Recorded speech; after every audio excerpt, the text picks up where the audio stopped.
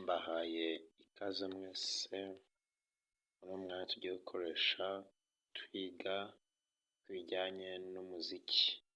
Ibyo tugiye guheraho rero ni ibyo nise preliminary notion cyangwa se notion préliminaire. Ni ibimenyetso by'ingenzi umuntu ugiye kwiga umuziki agomba kuba azi. Icya mbere rero duheraho ni porute. Mushobora no kujya mufata note, umuntu akaba afite urupapuro ku ruhande cyangwa se ikayi agenda afatamo note ku giti cye bitewe n'ibyo yumvise. Yego, ikimenyetso cya mbere nambabwiye ni porute cyangwa se mu kinyarwanda icyo bita muhundwa nota. Niba muzajya mufata mu mazina abiri bizajya bidufasha. Porute cyangwa se muhundwa nota. Muhundwa nota ni iki? Ni ikimenyetso cya muzika kigizwe n'imirongo 5 gishyirwamo ibindi bimenyetso bya muzika.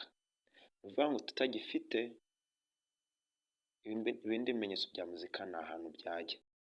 Porute cyangwa se muhundwa nota ni ikimenyetso cya muzika kigizwe n'imirongo 5 gishyirwamo ibindi bimenyetso bya muzika. Hari icyo bita ligne na interligne. Ligne ubwo ni imirongo, interligne ni imyanya hagati y'iyo mirongo. Iyo mirongo 5 noneho hakaza na interligne nenye, ni ukuvuga hagati y'umurongo n'undi murongo. Hari ibyo twita ligne supplémentaire. Ligne supplémentaire ni imirongo yongerwa kuri muhundwa nota. Mu yandi magambo ni nk'aho ari indi muhundwa nota tuba tugize dute, tuba turimo kwandika. Igihe twaba dufite imirongo irangiye kandi wenda hari amanota tugomba kwandika hejuru cyangwa se hasi, iyo mirongo tugenda twandika hejuru niyo twita ligne supplémentaire. Ni ukuvuga ngo ni imirongo yongerwa kuri muhundwa nota cyangwa se ikaba ari indi muhundwa nota iba yiyongereye ku yo twakoze, ariko yo igaragazwa n'iki? N'uturongo dutambitse twandika hejuru cyangwa se hasi ya muhundwa nota. Noneho amanota twandika muri izo ligne supplémentaire dushobora kuyandika hejuru cyangwa se hasi. Ayo manota tuyita grave ryari? Aba ari amanota grave igihe hari amanota twanditse hasi mu mirongo iri hasi ya muhundwa nota. Ni ukuvuga ngo iyo mirongo iri hasi tuyita ngo ni ligne grave. Ni ligne supplémentaire ariko yitwa grave kubera ko ni ligne yiyongereye kuri muhundwa nota tujya hasi. Noneho amanota ari muri izo ligne grave tukayita ngo ni note grave. Noneho igihe ari hejuru iyo mirongo twongera kuri muhundwa nota ubwo tuyita ligne aigu. Noneho n'amanota twanditse muri izo ligne tukayita note aigu. Ikindi kimenyetso cya kabiri nicyo twita la clé cyangwa se urufunguzo. Mu muziki tugira imfunguzo ebyiri. Hari urwo bita la clé de sol cyangwa se urufunguzo rwa sol na clé de fa cyangwa se urufunguzo rwa fa. La clé de sol ni urufunguzo rwandikwa muri porute. Ibindi bimenyetso tugiye twabona byose bishyirwa muri ya muhundwa nota twabonye. Itangirira mu murongo wa 2 uturutse hasi ukazamura ukongera ukamanuka.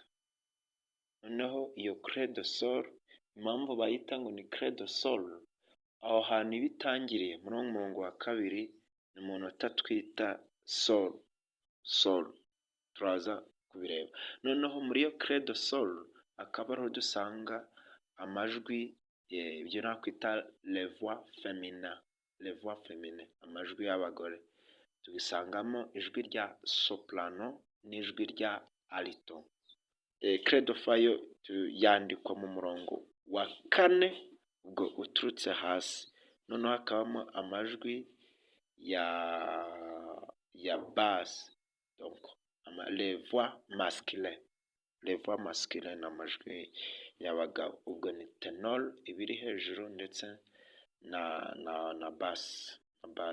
Iyo ni clé n'imfunguzo nababwiraga.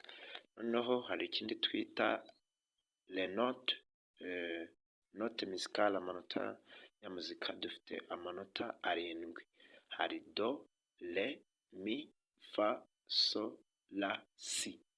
Ubwo iyo ukomeje uhita wongera gutangira kuri do, ariko ikaba ari do yo hejuru, amanota 7.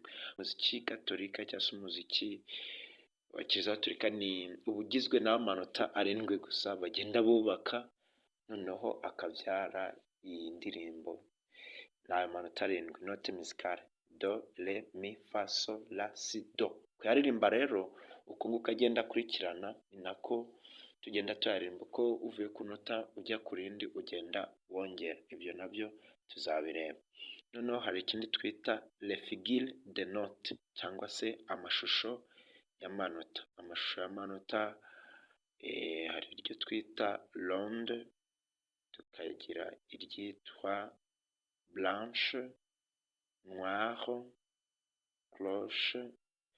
Iryo twita ronde ni iryo twita ruziga mu kinyarwanda, naho blanche tukayita ruziga nkoni, noire tuyita gahiri, noneho cloche tukayita shami, double cloche tukayita shami nyabubiri, triple cloche tukayita shami nyabutatu, naho quadruple tukayita shami nyabune. Nk'izo shami cyangwa se cloche, impamvu tuvuga ngo ni double cloche ni uko urabona ko ifite utwo tunuza tuberanye tubiri. Twavuga ngo ni triple, akaba ari udushami nyine dutatu. Muri no kubona uburyo nyine bayandika, nuko nguko uko muzajya mukora exercise tuzajya tubireba. Noneho uko nguko nyatondetse, hari ibyo twita valeur de note cyangwa se agaciro k'ayo manota k'izo figure de note. Uko nyatondetse ni nako arushanwa agaciro. Iryo twise ronde cyangwa se ruziga rifite agaciro kanini par rapport n'ayo ngayo agiye akurikira. Iyo ronde cyangwa se ruziga ingana na blanche cyangwa se uruziga nkoni ebyiri. Iryo riri hejuru ringana n'iryo riri hasi 2 times 2. Ruziga cyangwa se ronde ingana na ruziga nkoni ebyiri. Ruziga nkoni imwe cyangwa se blanche imwe nayo ingana n'iryo ryo hasi yaryo mo amanota 2. Blanche ingana na noire ebyiri. Noire imwe ikangana na cloche ebyiri. Cloche imwe ikangana na cloche ebyiri. Na double cloche ebyiri. Double cloche imwe ikangana na triple cloche ebyiri. Ugakomeza uko nguko. Ni uko nguko les valeurs tugenda tuzibona. Noneho icyo ndangirizaho muri izi notion préliminaire nicyo twita mesure cyangwa se igipimo. Tukaba dufitemo ibihe bibiri, temps fort na temps faible. Temps fort ni igihe ngutu mu kinyarwanda, temps faible bikaba igihe ndegeza. Ibyo byose bikaba tukaba tubyifashisha mu gutera igipimo.